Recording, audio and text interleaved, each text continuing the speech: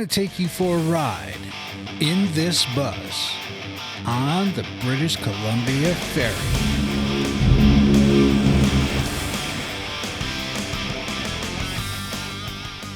My primary reason for making this video is because nobody really gives you any information in our business. They just like, you have to be here on this time in this bus to pick up these people.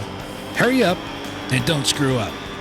So, as you see, I have sped up the video to save some time. But this is as you're approaching the ferry terminal. It was a beautiful day. I'm going to tell you, though, that not every day is beautiful leaving Vancouver. Sometimes it's like major depression weather where it's raining or snowing or cold and blowing. I was blessed to have a beautiful, beautiful day on my way to the ferry. And that's good because I was nervous as hell. Nobody gave me any information at all. And hopefully this will help some other drivers that are going through the same thing.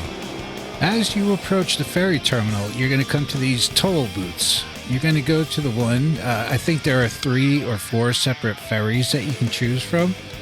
You just go to the toll booth that is servicing your ferry, and then they come out and they measure your vehicle, and then they tell you which lane to go in, which is your staging lane for the ferry, where you will wait for a little while, depending on your arrival time. Here you see the previous ferry discharging its vehicles and people. It's really organized, and there they are going back on. Same thing happening to the Victoria ferry that we're about to go on. Everybody's getting off. And for you drivers that have never been through this before, what they're going to do, you saw the little man with the orange vest there. He's going to tell you which lane to be in. There are 2. Once you get inside the ferry, it splits into 4 lanes, and they're going to tell you which lane to be in based on the size and weight of your vehicle, mostly on size, so that they can balance the boat.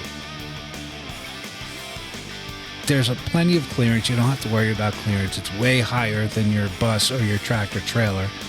And they even pull those Canadian doubles there, you know, the double trailers that do not use a dolly in between the first and second trailer, loaded with beans or whatever. They take them across the bay on these ferries. It's really cool to see. As you come down the ramp from the dock into the boat, you'll see all these people. They're going to guide you to where you need to be for the voyage through the bay.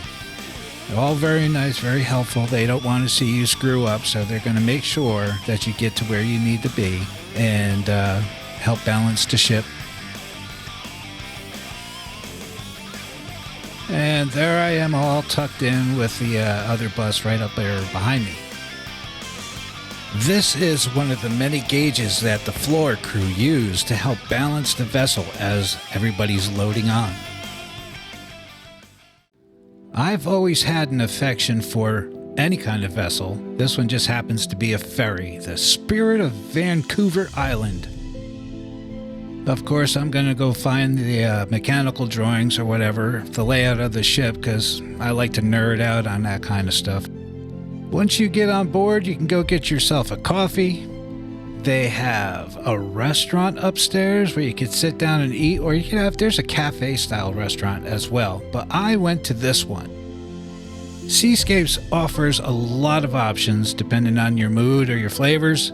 I chose the beef barbacoa rancheros, and it was actually really, really good. I was impressed, and it wasn't very expensive. I expected the prices to be jacked up like if you had gone to Disney World or Busch Gardens, but it was actually reasonably priced, and I had a good portion of beef on my plate. I ate every bit of it, and I'm a very picky eater. Oh, you can't forget about dessert. These are beignets with raspberry filling.